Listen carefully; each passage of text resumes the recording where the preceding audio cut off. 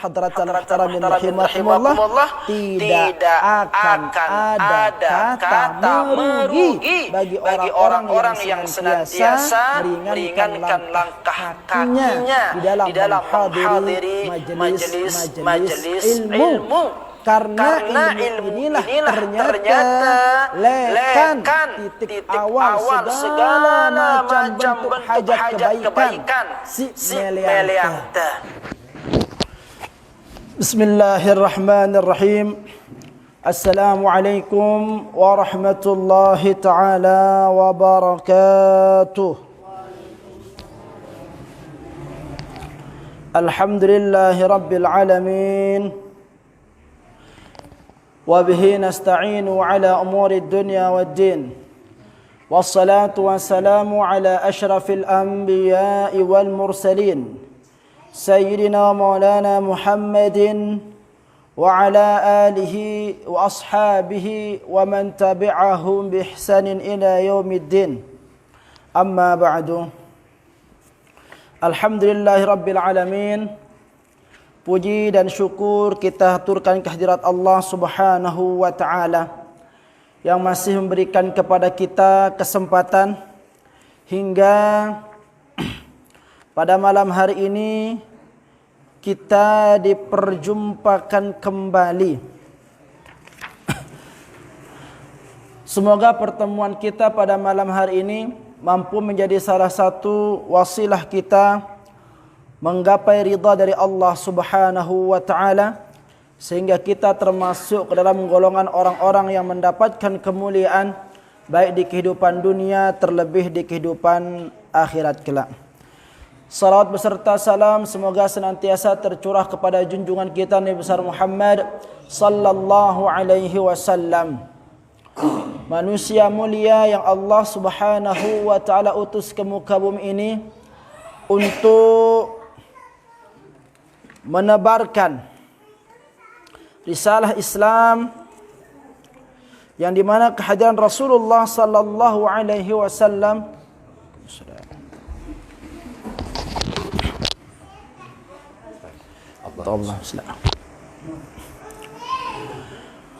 menjadi rahmatan lil alamin, menjadi penebar kasih sayang yang bukan hanya bertujuan untuk sesama umat Islam, tetapi Rasulullah sallallahu alaihi wasallam dihadirkan ke muka bumi ini untuk mampu menebar kasih sayang kepada semua makhluk Allah Subhanahu wa taala.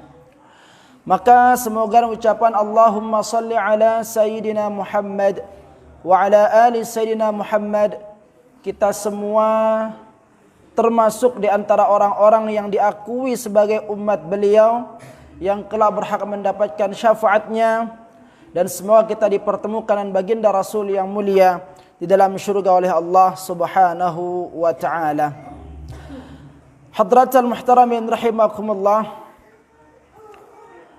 Pada kesempatan malam niki kita coba melanjutkan kajian kita pada pembahasan fikih, yaitu masih kita dalam membahas yang qudul wudu atau nawaqidul wudu, hal-hal yang membatalkan wudu.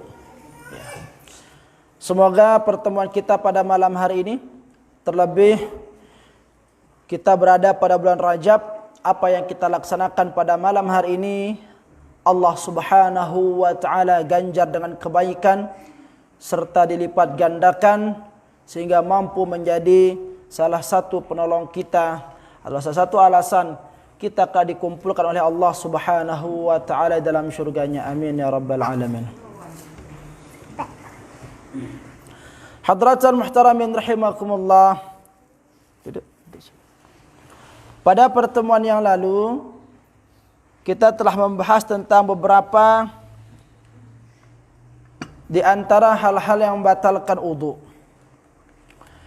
Yang pertama yang kemarin telah kita bahas, yaitu segala sesuatu yang keluar dari dua kemaluan. depan dan belakang. Selanjutnya kita telah membahas juga tentang yang membatalkan wudu yang kedua, yaitu tidur dalam keadaan yang tidak tetap. Ya. Yang ketiga juga kemarin kita telah membahas tentang hal yang membatalkan wudu, di antaranya ialah zawalul aql, hilangnya akal sehat seseorang, baik itu disebabkan karena mabuk ataupun disebabkan karena penyakit.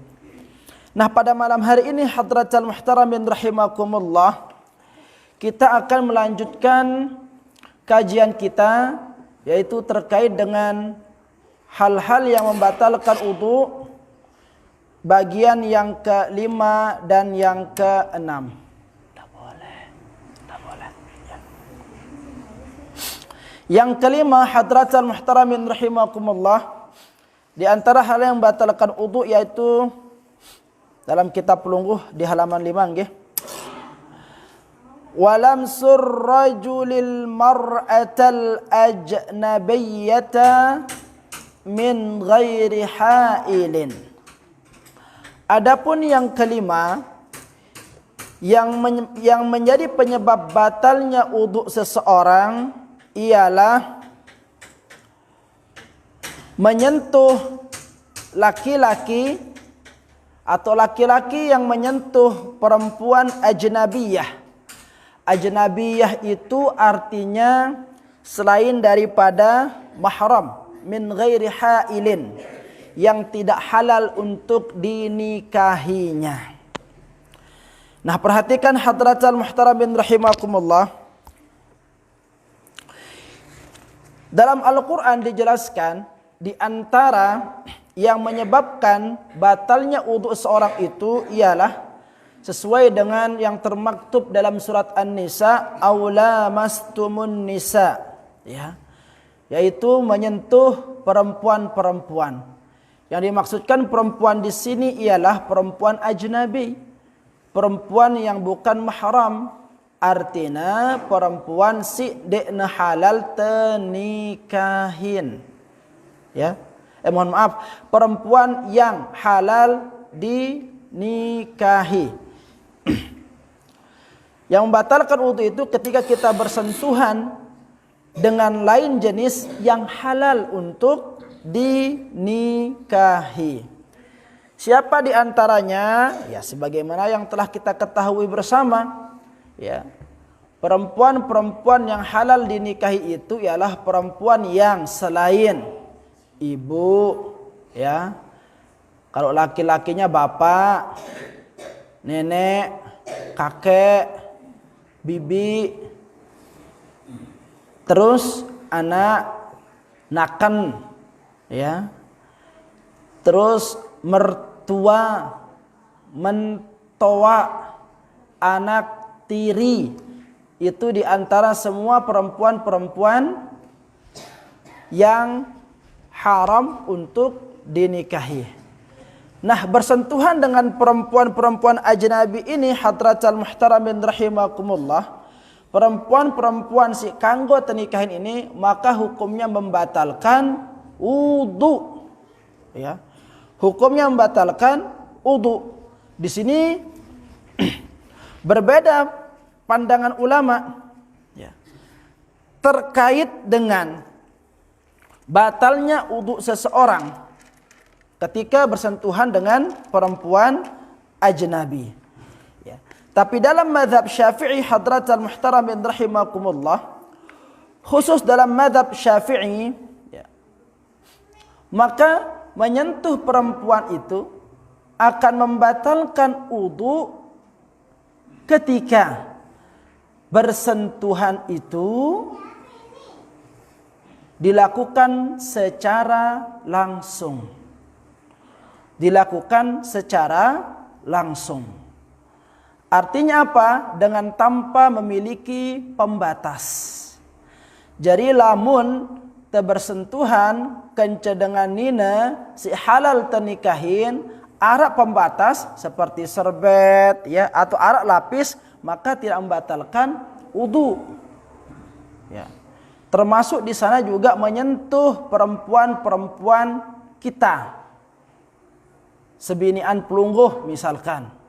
Termasuk di sana itulah perempuan yang halal dinikahi, maka batal wudu pelungguh ketika bersentuhan dengan tanpa pembatas sutrah atau dengan tanpa hijab.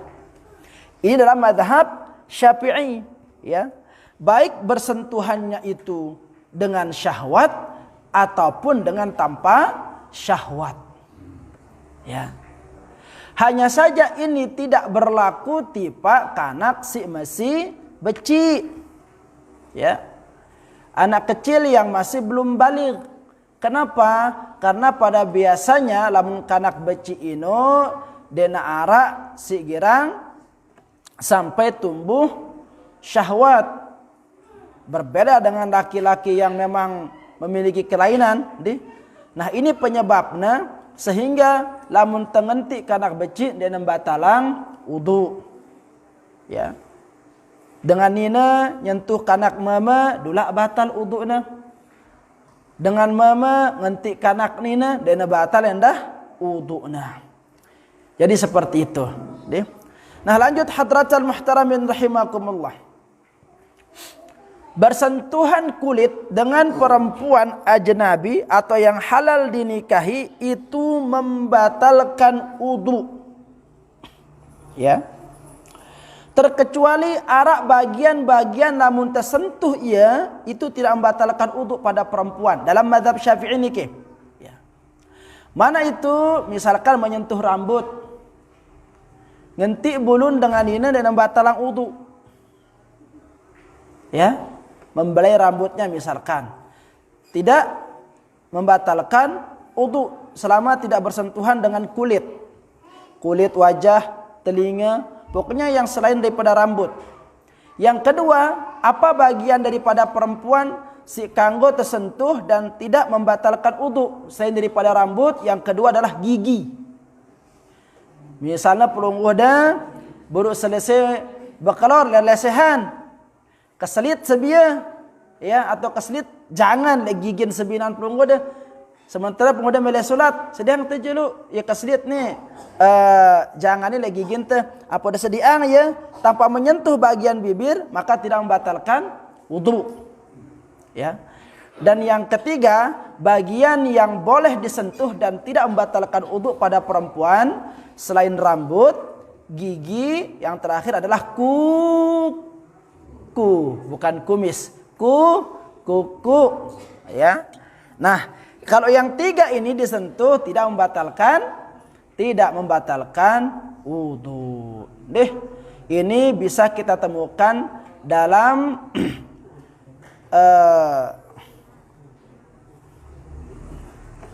dalam kitab Fiqhul Islam Mu'adillatuhu karangan Profesor Dr. Wahbah Zuhaili.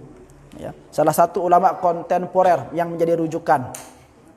Nah ini hadratal muhtaramin rahimakumullah, yang ulangin, ya.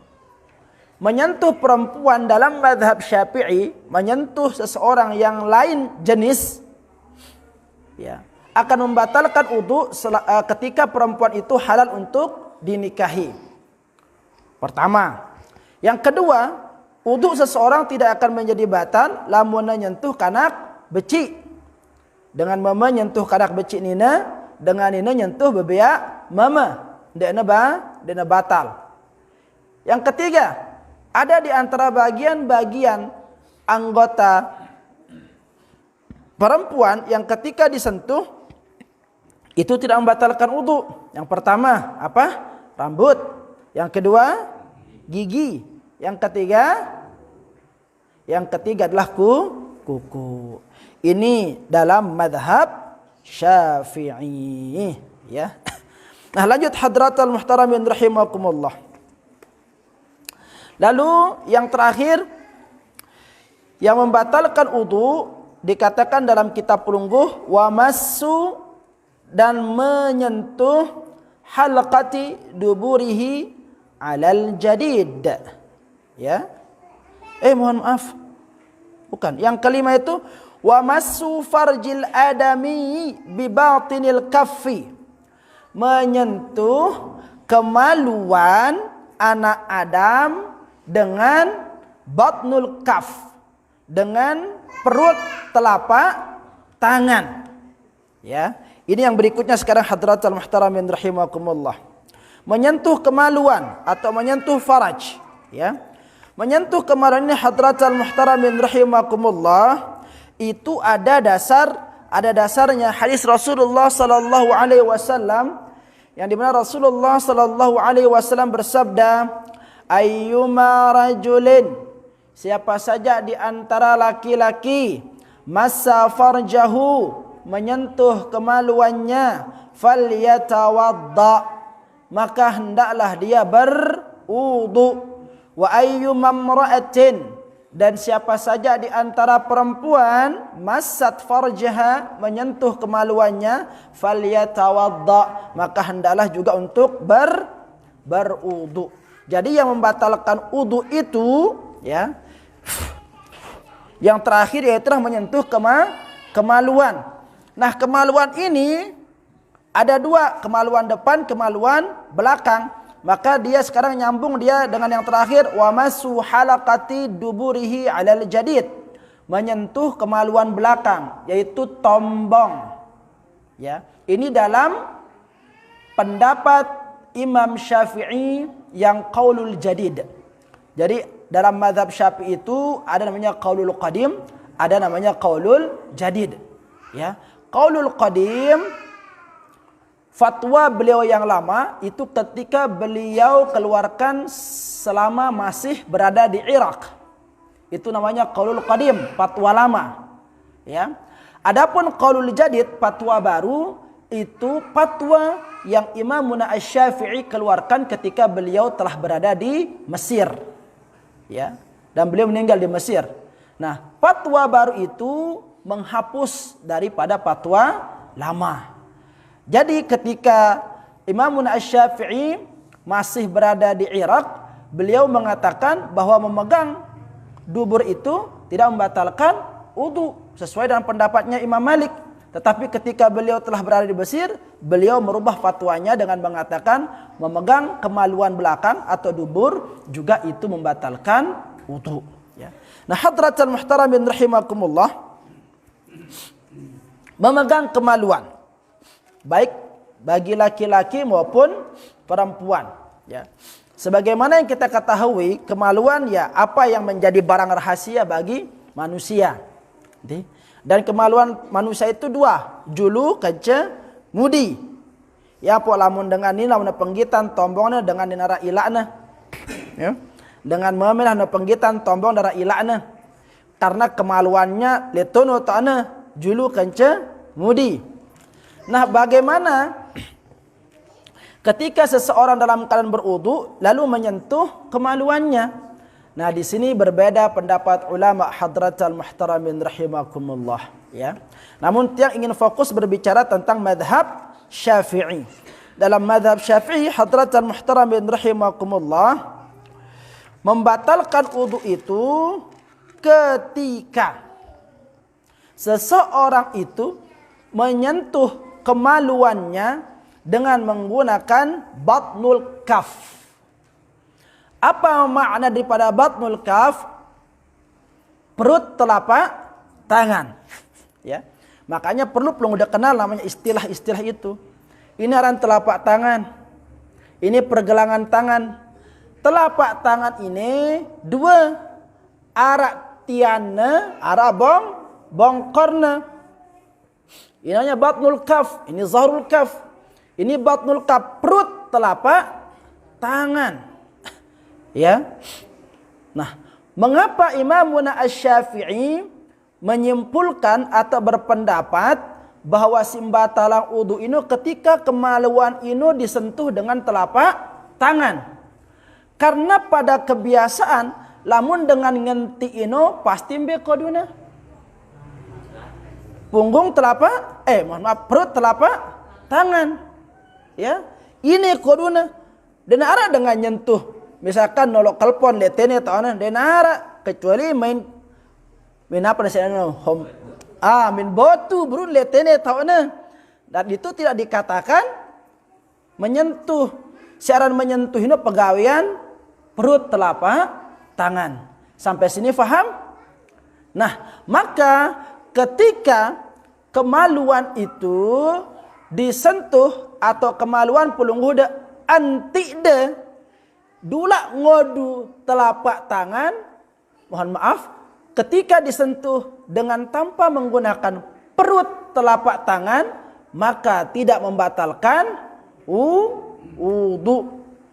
Misalkan ngombe, tempelek daya, ngodu ponggor, ngodu bongkor telapak tangan, tidak membatalkan wudu. Ya, lamun ngodu bongkornya, gitu, tidak batalang wudu. Sim batalang wudu lamun sing ngodu julu. Dah karena kerambesan sekedi doang batal wudu. Ya, paham sampai sini? Terus menyentuh, ya, menyentuh kemaluan belakang. Wah uduk pelung goda genda solat. Anang ai bija pelung goda besok tombongna batal uduk. Ini dalam madhab Syafi'i yang baru. Hanya saja perbedaannya kan jelapna terakhir. Hanya saja perbedaannya hadratal muhtaramin rahimakumullah antara menyentuh perempuan ajnabi kenca menyentuh kemaluan, ya, arak atau perbedaan batalan letene. Lamun tenyentuh dengan yang bukan mahram, maka yang batal wudunya itu dua-duanya, baik yang menyentuh maupun yang disentuh. Ya, pulung udah nganti dengan nina, pulung udah batal wudu dah, dengan si enti dina batal wudunya. Pulung udah nganti sebini anda, sidak kanca sebini anda batal wudu dah kanca dua. Tetapi kalau menyentuh kemaluan, yang hanya batal wudunya itu siapa? Yang menyentuh saja. Yang disentuh tidak batal wudunya. Yo, kali lo batal wudu kalau untuk bersentuhan kanca dengan ini batal wudu teh. Maksudnya si kanggo teh enti dengan meme, ya, anak teh misalkan enti deh besok deh tombong anak deh, ya, misalkan dia sakit iman anak deh, pada besok anget tombong deh, sementara dia mau melaksanakan sholat. Nah anak itu tidak batal wudunya, itu sing enti batal wudu teh. Atau kanca baturna bajora-jora tepek kena nu baturna, ya. Nah ieu sina pekang batal wuduna, sina tepek dula batal wuduna. Paham? Ini perbedaannya antara menyentuh kemaluan dengan menyentuh yang lawan jenis. Sampai sini paham ya? Nah, bagaimana sekarang dengan kelamin anak kecil? Batal atau enggak? Selapu macam kelamin batal. Kelamin tua batal. Kelamin mesa batal. Kelamin kanak beci batal. Lamun kelamin dengan mati ngumbeh batal. Dua sinena batal. Ya. Dua sinena batal lamun dah nyentuh kelamin. Mbeuna dah nyentuh kelamin bembe hewan, ya, misalkan telur jaran, ya, bahasa kasarnya, enti deh, dula batal. Selain manusia tidak membatalkan wudu, ya. Misalkan aramiong, kita ada, ya, biar nyepaknya terus kena cece na minyong na misalkan ya. Tidak batal wudu dah. Ya, tidak membatalkan wudu. Yang kedua, yang tidak membatalkan wudu, pelungguh dah memegang kelamin manusia. Loguna wah dene nyambung kanca awakna. Misalkan ara dengan besunat, wah bajang besunat, polong jamak jadi sekali. Ya salah umpana molongnya si Pak Mantri bawa polong jamak. Polongan ini enti deh. Polongan ini nanti deh dalam membatalkan wudu. Lamun wah polong besiang lekan tempatnya dan batalan wudu. Paham sampai di sini? Paham ge insyaallah ya. Nah lanjut hadratal muhtaramin rahimakumullah. Nah ini hal-hal yang membatalkan hal-hal yang membatalkan wudu, ya. Yang sampaikan tadi itu khusus dalam madhab Asy-Syafi'i, ya, khusus dalam madhab Syafi'i. Nah, kalau bicara madhab Maliki beda lagi, Hanafi beda lagi, ya, Hambali beda lagi. Lamun Hambali janana, baik dia menggunakan perut telapak tangan ataupun bongkor telapak tangan, batal wudu. Ya, batal wudu. Nah, dan ada tambahan yang perlu kita ketahui. Ini tidak ada dalam mazhab Syafi'i. Logo saya tidak tahu, ya. Di antara hal-hal yang membatalkan wudu, tetapi ini bukan dalam mazhab Syafi'i, di antaranya ialah Nabi tertawa terbahak-bahak, rerek geti, ya, geti si pelung udah rerek. Nah, tertawa si ngakak ini ketika dalam keadaan sholat membatalkan wudu dalam madhab Hanafi. Misalkan belum gue udah sholat di masjid, arah batur ngentut di samping, pada rere terus rere, ya, dia tahan rere ida batal wudu letono. Batal wudu berarti batal sholat, harus wudu kembali. Maka kita sambung ada di sedang.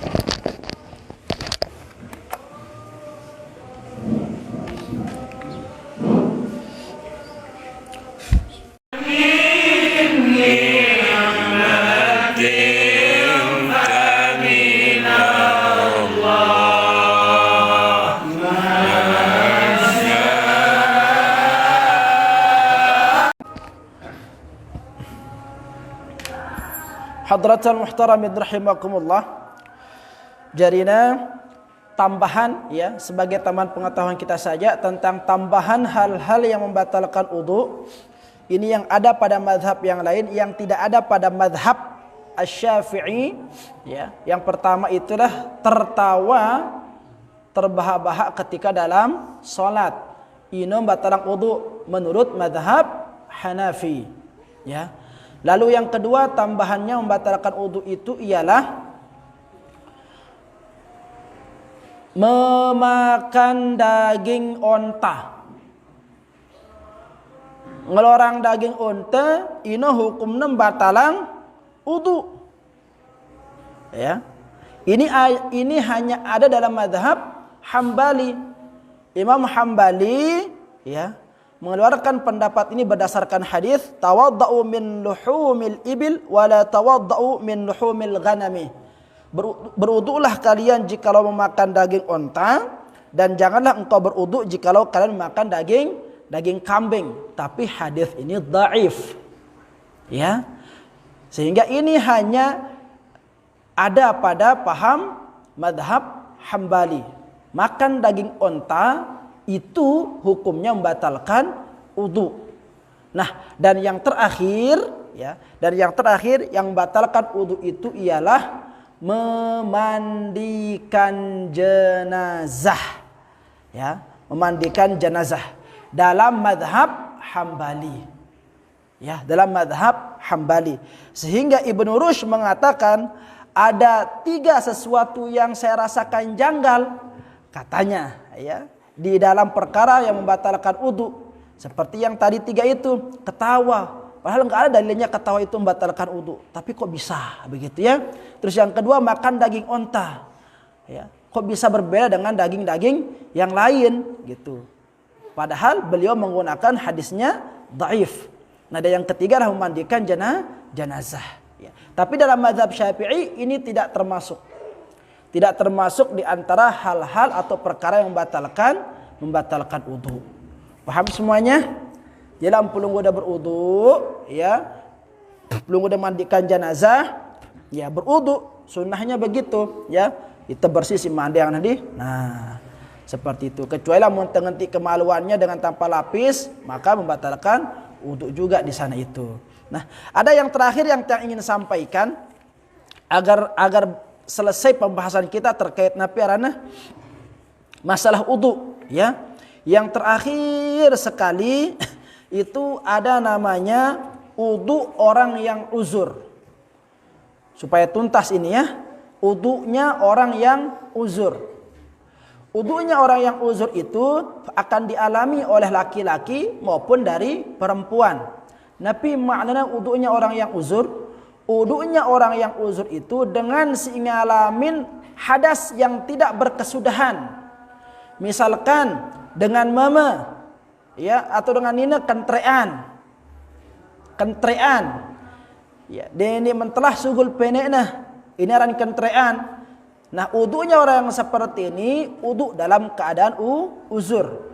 Khusus bagi perempuan itu ketika perempuan dalam keadaan istihadah, ketika mengalami napiarana pendarahan, bukan pendarahan, darah yang tetap keluar melebihi batas masa haid. Ini hanya dialami oleh perempuan. Nah, maka hati-hati hadratal muhtaramin rahimakumullah. Kalau pelungguda mengalami dua penyakit ini, maka wudunya itu memiliki kekhususan letene. Ya. Baru dikatakan sah wudu seseorang itu,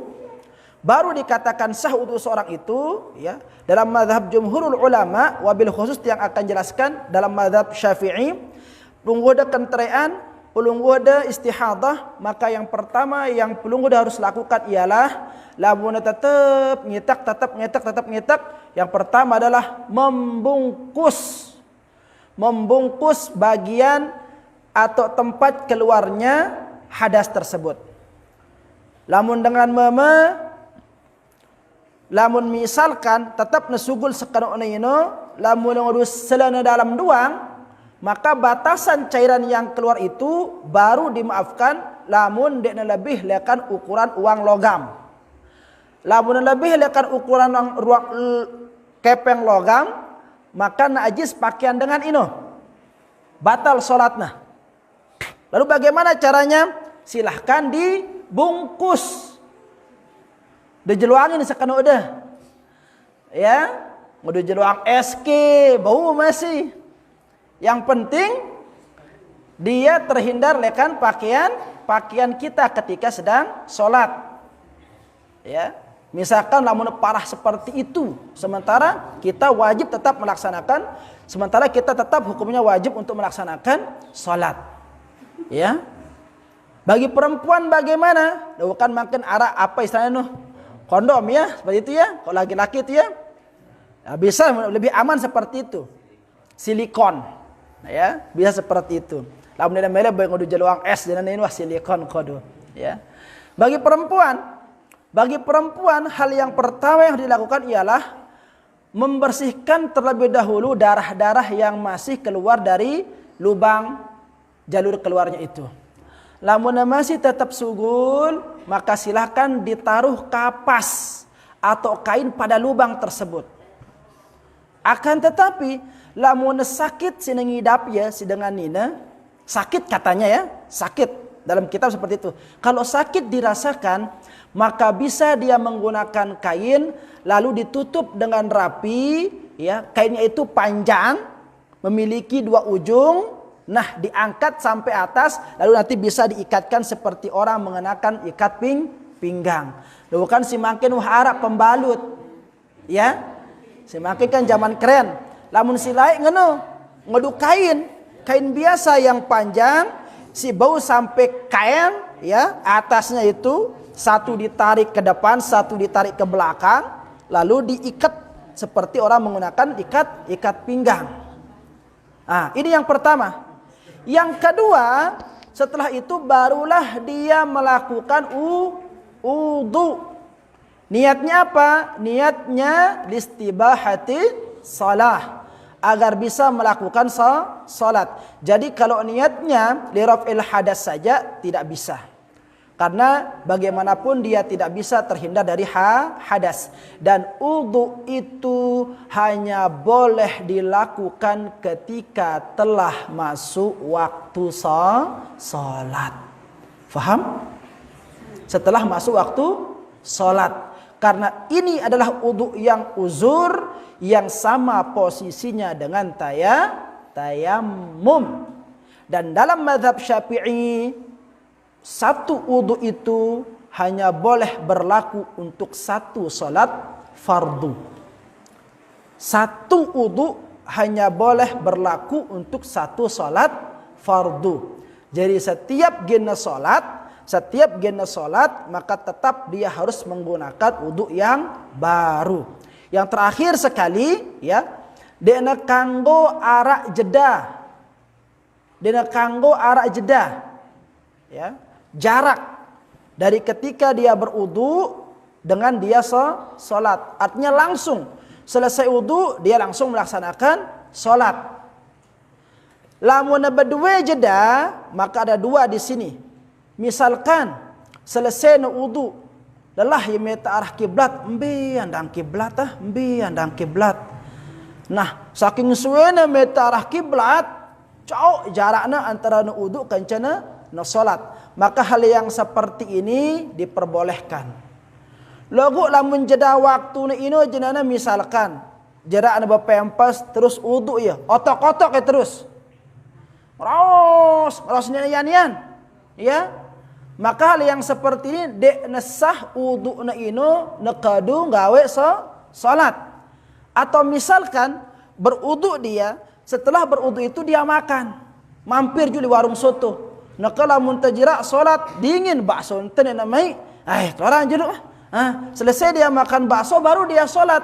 Nah, wudunya yang seperti ini tidak bisa digunakan untuk salat. Faham? Karena ini namanya wudu dalam keadaan darurat. Maka harus diperlakukan secara emergensi juga atau secara darurat. Karena dia dalam keadaan darurat, maka ada solusi yang hanya bisa dipakai ketika dalam keadaan darurat. Wallahu ta'ala a'la wa alam.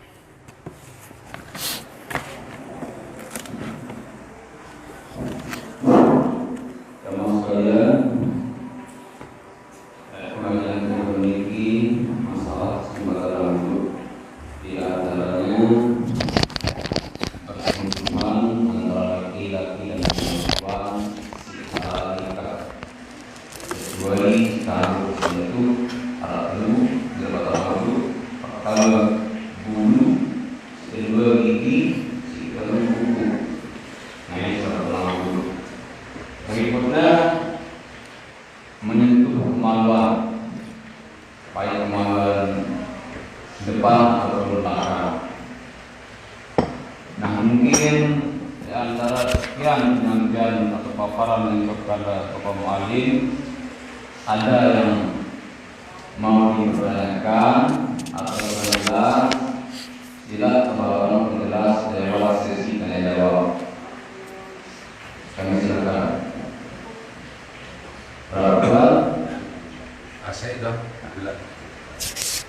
Assalamualaikum warahmatullahi wabarakatuh. Waalaikumsalam warahmatullahi taala wabarakatuh. Yang disampaikan tadi, jadi yang membatalkan wudu tadi saya dengar antara laki-laki ataupun perempuan yang halal dinikahi. Namun di sini apakah mempunyai batasan umur ataupun apa niki? Jadi adakah batasan umurnya baik laki-laki maupun perempuan? Niki terkait dengan yang membatalkan wudu. Niki adakah batasannya atau umurnya niki yang jadi batasannya tadi tidak disampaikan ini. Nah, yang kedua menyentuh hidung umpama hidung istri pakai bongkar imut. Niki apakah itu bisa juga dikatakan untuk membatalkan wudu atau tidak membatalkan wudu? Cuman itulah yang kita sampaikan. Wassalamualaikum warahmatullahi wabarakatuh. Waalaikumsalam warahmatullahi wabarakatuh. Coba jangan ini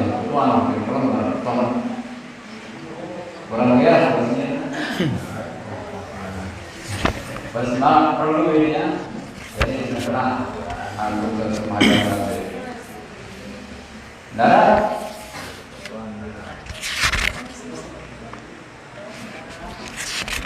mungkin ini dijawab. Yang dua tadinya.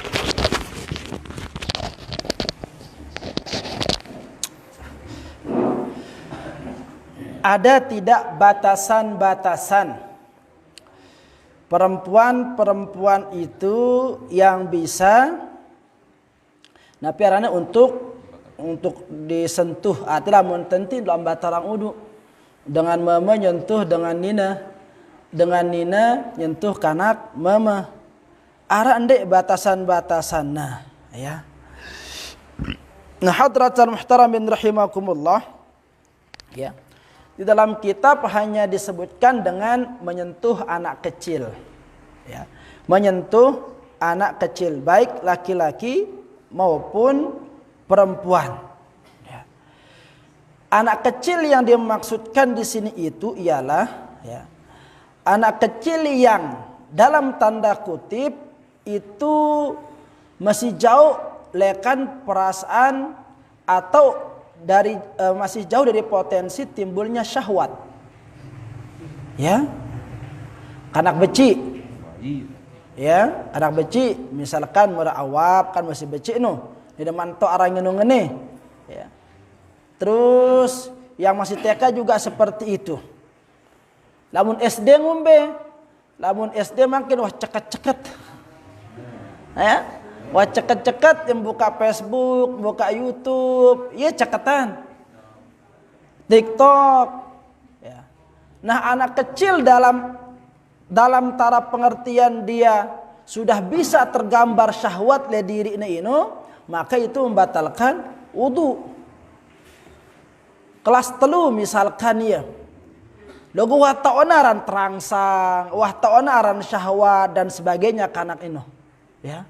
Maka ini sudah tidak bisa dikatakan anak kecil lagi yang seperti ini. Jadi anak kecil yang dimasukkan di sini itu ialah anak kecil sini naman tahu kenan dengan ya yang terkait dengan urusan syahwat. Da kata besengkaro misalkan lejuna dia tahu kenan dengan. Nah ini ya. Logo lamun kana kelas 5 SD da besengkaro lejuna bahkan kereran itu nakah. Deh, aduh tombongan ketempuan kayak ngono. Ya taonaran papakah. Nah, merana abil 2 tahun dan mantaoran papa ya dah kan ngombe-ngombe kun temegitang ini misalkan dia taorannya no. Syahwat belum ada tergambar di kepalanya. Nah, jadi anak kecil yang seperti itu batasannya. Karena kalau dikatakan batasan ino adalah seperti atau ketika dia haid, maka banyak sekarang dengan misalkan masih 4 tahun apa gitu wah lebih mahir lekan dengan si tua. Seperti itu ya terkait dengan syahwat. Jadi kanak beci sineman tahu kenan syahwat yang seperti itu ya. Yang ketika kita juga melihatnya masih hanya ada perasaan kasih sayang letono. Ini man arah angan sing ngono kah yang berlebihan sampai menimbulkan syahwat. Ya, anak yang umur sudah 9 tahun janana baru tahun ini juhanana bawina. Ya, itu udah termasuk ya kanak tua haranan deh. Beci logo wah tua otak kana ya pret lah ya kalau bahasa kerennya ngono kanak pret. Nah, jadi seperti itu ya. Lanjut misalkan tenyentuh hidung sebini ante misalkan ya. Nyentuh hidung istri ndek kena batal wudu teh. Rasulullah sallallahu alaihi wasallam ya itu pernah mencium kening Aisyah radhiyallahu taala anha istri beliau. Lalu beliau melaksanakan salat. Nah, namun dalam hal ini para ulama berbeda penafsiran ya. Khusus dalam mazhab Syafi'i beliau mengatakan hal yang seperti itu pertama ya Rasulullah melakukan seperti itu ini termasuk di antara khususiat katanya. Sesuatu yang hanya berlaku bagi Rasulullah yang tidak berlaku bagi umat beliau. Ini yang pertama ya. Yang kedua, Rasulullah mengecup kening istri beliau itu dengan tanpa syahwat. Ya. Namun ini sekali lagi tidak berlaku pada umat Rasulullah. Sehingga dalam mazhab Syafi'i itu menyentuh baik dengan syahwat ataupun dengan tanpa syahwat asalkan bersentuhan saja dengan tanpa pembatas wah langsung hukumnya membatalkan wudu yang seperti itu. Nggih? Paham nggih? Paham nggih? Ya. Wallahu taala ala wa alam.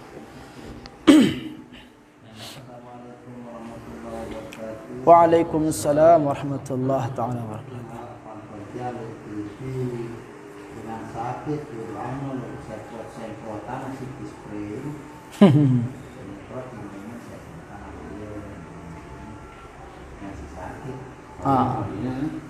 Semprotan masih perawat mungkin semprotan ini tak pasang. Cara mengudukkan orang yang sakit begitu deh. Cara mengudukkan orang yang sakit. Pertanyaan seperti itu. Sah pandang si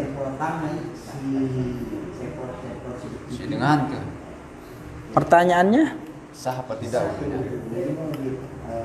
dia kena batal. Oh ya, sah apa tidak? Oh ya. Oke. Ada yang lain? Bersekali-kali. Pertanyaan dari Hakman Halid, pengantin. Assalamualaikum warahmatullahi wabarakatuh.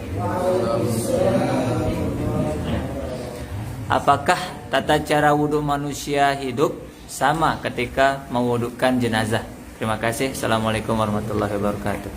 Waalaikumsalam warahmatullahi taala wabarakatuh. Iya. Pertanyaan yang pertama, ngumbe angkunta, berarti pertanyaannya bagaimana cara mewudhukan orang yang sakit dengan orang yang meninggal dunia? Kan kesana ladenya nih ya, pertanyaan yang dua ini. Sah ke wudhunya. Nah, sekarang berarti tata caranya agar dia sah seperti itu, ya. Nah, mengwudhukan orang yang sakit, hadratul muhtaramin rahimakumullah, misalkan yang setruk nih, wana nabungwit awak kena. Dia tahu berwudhu, iman dan tahu ngwit, ya. Wah mati iman wah nih, udah mati rasa. Bagaimana cara mengwudhukannya, ya, atau mentayamumkannya? Mengwudhukannya maka ante dende, ante dende na musta'mal, apa yang kita pegang itu, ya, yang akan kita tuangkan pada orang yang sakit itu, maka bisa menggunakan serbet. Nekam tu ceret keseruk-keserak dan sakit tu kan. Si ramang tu ya, bertemu tipa hidung terus, ya kan. Keseruk-keserak ya sere sakit ya bahkan mati loh jadi kan. Nah ini dia. Maka bisa dia menggunakan serbet. Ya, caranya itu,